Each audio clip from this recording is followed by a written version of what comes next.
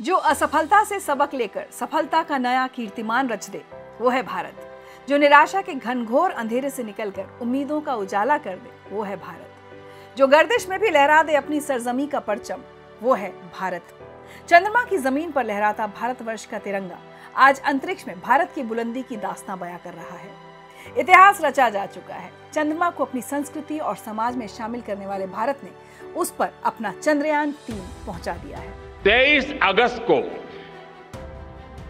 जब भारत ने चंद्रमा पर तिरंगा फहराया, उस दिन को अब हिंदुस्तान नेशनल स्पेस डे के रूप में मनाया जाएगा। दुनिया भारत का लोहा मान चुकी है।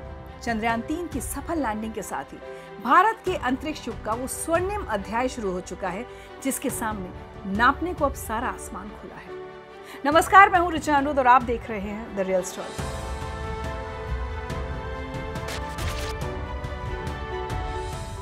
तेईस अगस्त 2023 की शाम थी। देश बेसब्र था, सांसें थमी थी, हर दिल में विश्वास था और होठों पर प्रार्थना थी, और दुनिया भारत के कांधे पर सर रखकर चंद्रमा की ओर टकटकी लगाई थी। समय 6:03 हुआ था। भारत के चंद्रयान ने चंद्रमा की जमीन पर कदम रखा और फिर ये तारीख और ये वक्त भारत के इतिहास का सुनहरा पन्ना बन गया। चंद्रमा के जिस हिस्से पर हमारा चंद्रयान उतरा है, भारत ने उस स्थान के भी नामकरण का फैसला लिया है। जिस स्थान पर चंद्रयान-3 का मून लैंडर उतरा है, अब उस पॉइंट को शिव शक्ति के नाम से जाना जाएगा। भारत चंद्रमा के साउथ पोल पर पहुंचने वाला दुनिया का पहला देश बन गया। चंद्रमा पर तिरंगा फहराने के उस सुनहरे ख्वाब की शुरुआत आज से लगभग 25 साल पहले हुई थी। साल 1999 में इसरो ने सोमयान के नाम से भारतीय चंद्र मिशन का कॉन्सेप्ट सामने रखा। भारत के इस मून मिशन को 2003 में मंजूरी मिली, जब तत्कालीन प्रधानमंत्री अटल बिहारी वाजपेयी जी की सरकार थी।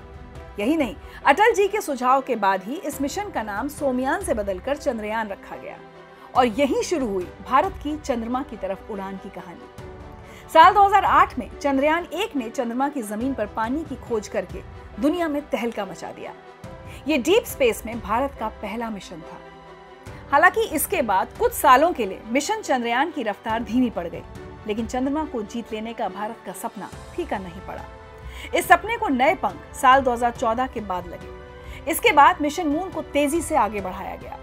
साल 2019 में चंद्रयान-2 की लॉन्चिंग हुई।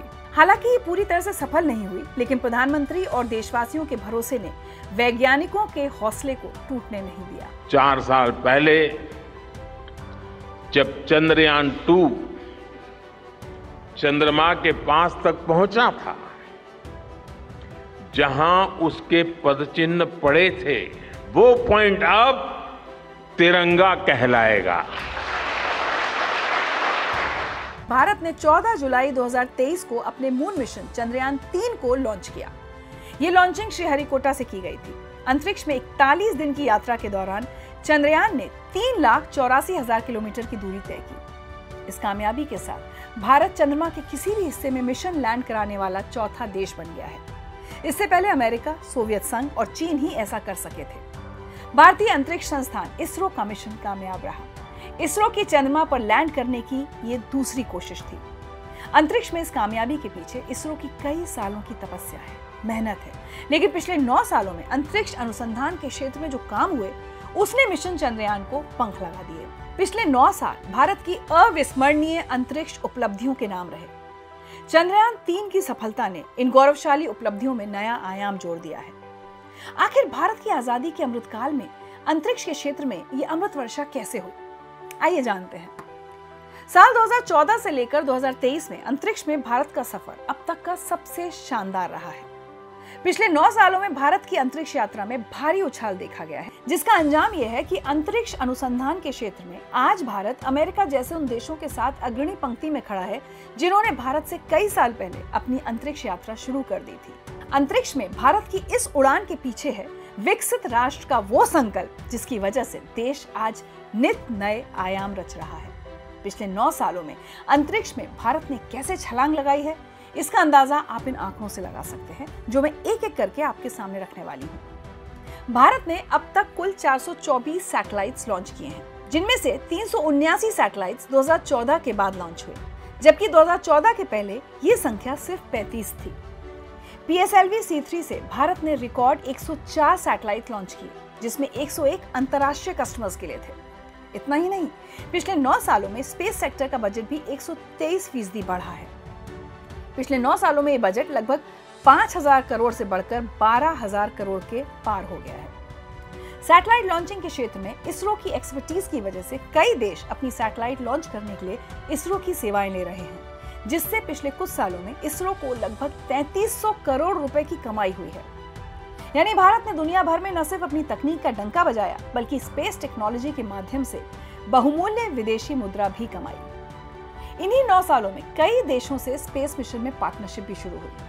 पिछले 9 सालों में इसरो के सैटेलाइट लॉन्च दर में खासा इजाफा हुआ है।